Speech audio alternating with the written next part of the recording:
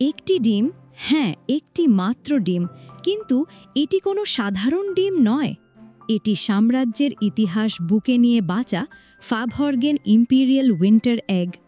হাজারো হীরা জড়ানো, শিলাস্ফটিকে খোদাই করা, আর কার্ল ফাবহর্গের হাতের স্পর্শে জন্ম নেওয়া এই শিল্পকর্ম লন্ডনে ঘটিয়ে দিল পৃথিবীর এক অভূতপূর্ব রেকর্ড। 22.9 million pound. মনে হতে পারে গল্প, কিন্তু এটাই বাস্তব।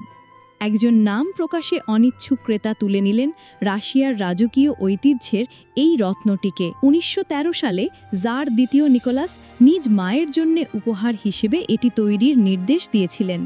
আর আজ 1 শতাব্দী পরেও এই ডিমটি যেন ফিসফিস করে বলে, সাম্রাজ্য ভেঙে যায় কিন্তু শিল্প কখনো হারায় না।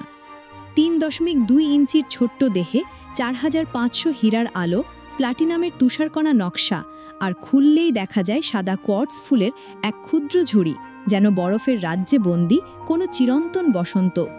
ফাবহর্গের তৈরি 50টি ইম্পিরিয়াল ডিমের মধ্যে শুধু 7টি আজ ব্যক্তিগত সংগ্রহে আছে, আর উইন্টার এগ তাদের মধ্যে সবচেয়ে রহস্যময়।